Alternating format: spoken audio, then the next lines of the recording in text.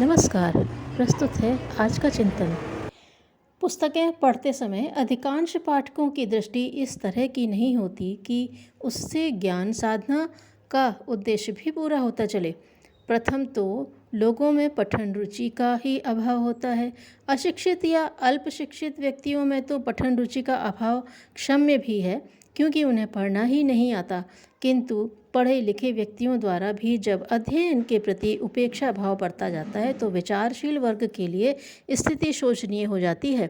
पढ़े लिखे व्यक्ति जब तक स्कूल कॉलेज में रहते हैं तभी तक पुस्तकों से संबंध रखते हैं। स्कूल कॉलेज से निकलकर उपार्जन और जीवन यापन के क्षेत्र में प्रवेश करते ही पुस्तकों से संबंध तोड़ लेते हैं। यद्यपि विद्यार्थी जीवन में भी उनका झुकाव ज्ञान साधना की ओर कम, डिग्री प्राप्त करने की ओर अधिक रहता है, फिर भी उन दिनों पुस्तकों से संबंध रहने का संतोष तो किया ही जा सकता है, किंतु बाद में तो वह स्थिति भी नहीं रहती।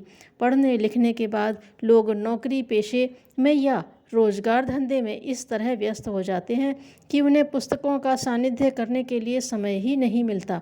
समय न मिलने की बात कही जाती है, परंतु पठन रुचि का अभाव ही पुस्तकों से कोई संबंध न रहने का मुख्य कारण रहता है। सभी व्यक्तियों में पुस्तकों के प्रति उपेक्षा का भाव रहता हो ऐसी बात नहीं है, पर जो व्यक्ति पढ़ने लिखने में रुचि रखते भी हैं उनमें उपयोगी अध्ययन की प्रवृत्ति कम ही होती है। अधिकांश व्यक्ति खाली समय काटने के लिए जैसी भी पुस्तक हाथ में आ जाती है वैसी ही पुस्तक पढ़ने लगते हैं। इस तरह के अध्ययन का उद्देश्य ज्ञानवर्धन नहीं, मनोरंजन ही होता है, जिससे कोई लाभ तो नहीं होता वरन हानि ही अधिक होने की संभावना रहती है। पढ़ना एक श्रेष्ठ मनोरंजन है, परंतु उसके साथ कोई उद्देश्य न रखा जाए तो वह मनोरंजन भी अनावश्यक और हानिकारक हो जाता है। ज्ञानवर्धन तथा बौद्धिक क्षुधा की पूर्ति के लिए प्रत्येक शिक्षित व्यक्ति को नियमित रूप से समय निकालते रहना चाहिए। रेल अथवा मोटरों में सफ़र करते हुए या खाली समय में पढ़ने के अतिरिक्त स्वतंत्र रूप से केवल अध्ययन के लिए ही समय लगाने की व्यवस्था रखना चाहिए। यह इस उद्देश्य से कि ज्ञान वृद्धि जीवन की एक अनिवार्य आवश्यकता है और उस आवश्यकता की पूर्ति उसी तत्परता से की जानी चाहिए जिस तत्परता से हम अपने जीवन की दूसरी आवश्यकताओं को पूरा करते हैं। ज्ञान वृद्धि के और भी उपाय हैं, परंतु पुस्तकों से सत् साहित्य का अध्ययन उन सभी उपायों में सर्वोत्तम और सर्वाधिक सुलभ उपाय है। जो भी पुस्तकें ज्ञानवर्धन में उपयोगी हो सकती हैं उन सभी को खरीद लेना तो हर किसी के लिए संभव नहीं है, फिर भी अपने बजट में ऐसी व्यवस्था रखनी चाहिए जिससे कि घर में एक छोटा सा घरेलू पुस्तकालय बनता चले। लोग पुस्तकों पर खर्च करना फिजूल खर्ची समझते हैं। यह पुस्तकों का महत्व न समझ पाने के कारण ही है। आत्मविकास के लिए श्रेष्ठ साहित्य का अभाव नहीं, श्रेष्ठ साहित्य से दिशा और प्रेरणा मिलती है। एक बार रस आने पर तो फिर दूसरे विषय जो मात्र हल्का फुल्का मनोरंजन ही देते हैं फीके लगने लगेंगे। यही नहीं, उनकी उपेक्षा भी की जाने लगेगी। अतएव विचारशील व्यक्तियों को चाहिए कि वे श्रेष्ठ साहित्य का महत्व दूसरों को समझाएं और पठन रुचि के विकास तथा प्रचार में सहयोग दें। समझदार व्यक्तियों के लिए भी यह कर्तव्य हो जाता है कि वे ज्ञान वृद्धि के लिए अध्ययन की रीति नीति अपनाएं। अच्छे पुस्तकें खोज खोज कर स्वयं पढ़ें और दूसरों को भी पढ़ाएं। उनके लिए अपने बजट में एक मद निश्चित रखें, जिससे घर में एक छोटा सा सुंदर पुस्तकालय बनता चलेगा और उसमें रहने वाले सद्ग्रंथों का इच्छा अनुसार सुविधापूर्वक लाभ उठाया जा सकेगा। अध्ययन के लिए नियमित समय लगाया जाना चाहिए।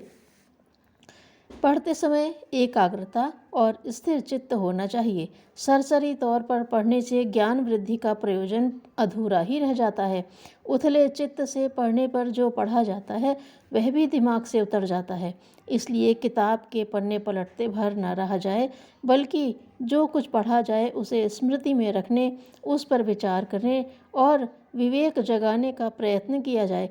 प्रेरणाप्रद साहित्य के अध्ययन का एक महत्वपूर्ण लाभ अपना विवेक जागृत होने, विचारशीलता का विकास होने के रूप में देखा जा सकता है, जिससे भले बुरे का ज्ञान, उचित अनुचित का भेद और नीर क्षीर विवेक की विश्लेषण बुद्धि निखरती है। अध्ययन किसी आध्यात्मिक साधना, ध्यान, पूजा से कम महत्वपूर्ण या कम गंभीर नहीं है।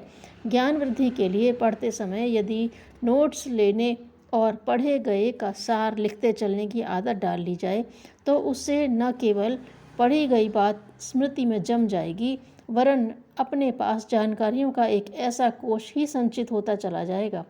पढ़ी गई प्रेरणाओं या जानकारियों को स्मृति में बनाए रखने के लिए ऐसा कोई प्रयास नहीं किया जाता तो अध्ययन ढालू छत पर बरसने वाले पानी की तरह जमीन पर बह जाएगा। इसलिए पढ़ने में समय लगाने के साथ साथ लगाए गए उस समय को सार्थक करने के लिए भी ठोस व्यवस्था बनाए रखना चाहिए।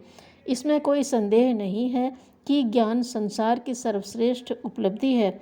भगवान श्री कृष्ण ने गीता में यहाँ तक कहा है कि ज्ञान की उपासना मेरी ही उपासना है। जीवन को महान व श्रेष्ठ बनाने में समर्थ उस ज्ञान को प्राप्त करने के 1000 उपाय हो सकते हैं। प्रकृति निरीक्षण, चिंतन मनन, अन्वेषण, पर्यटन, सत्संग और परामर्श जैसे कई उपाय किए जा सकते हैं। अध्ययन उनमें से सर्वश्रेष्ठ है। उसके लिए ज्ञान की महिमा और गरिमा को अनुभव करने वाले प्रत्येक व्यक्ति को अध्ययन के लिए समय निकालते रहना चाहिए। अन्याय करने की तरह अन्याय सहना भी पाप है। धन्यवाद।